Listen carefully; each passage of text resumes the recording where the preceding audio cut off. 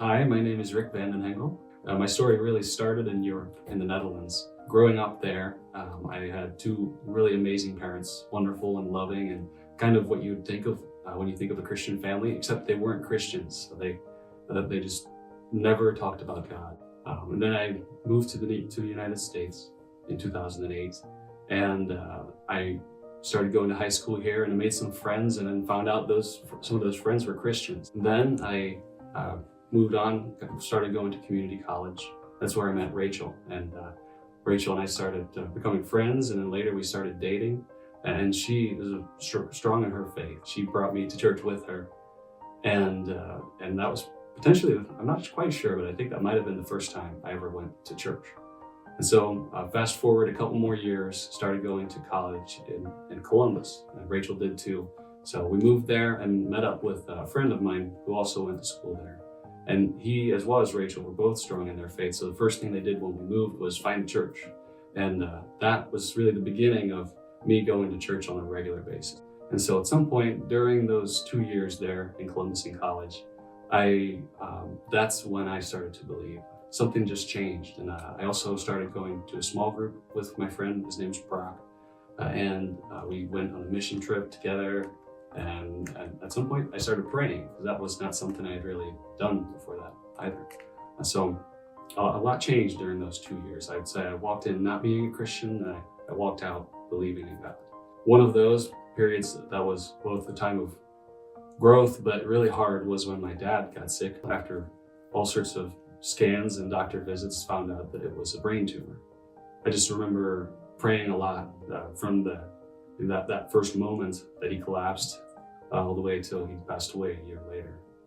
At first I was praying for healing and for him to get all better and for the doctors to figure it out. When the miracle didn't come and he was going further and further downhill, I started praying for his soul, for him to go to heaven, for Jesus to work in his heart like he had in mind, and for the chance to meet my dad again in heaven someday. We also had lots of good times, right? Rachel and we ended up getting married shortly after college.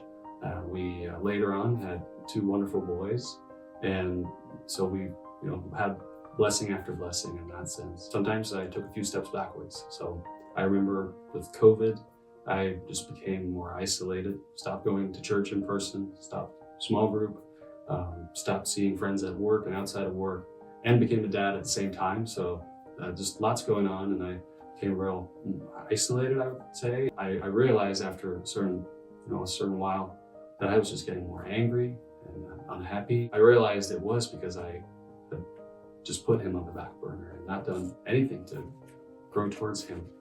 So I ended up trying to refocus. I got back into small groups, back to go into Lifehouse, and later on, relatively recent, I got this desire to start reading the Bible, which I had before that point just rarely ever done. So I started reading.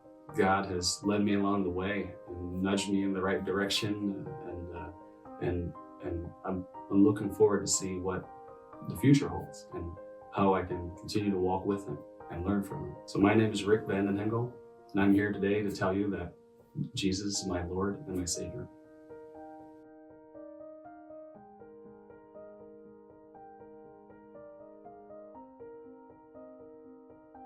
Rick, I think you said it perfect when you said God kept nudging you in the right direction. You came from the Netherlands to the United States, where you met people who knew Christ and began to lead you down a path in a relationship with him. And that's God's sovereignty at the best, right? You meet your wife, who's a follower of Christ, who gives you two beautiful children. Then we meet in men's group, where you're trying to be a better dad to them.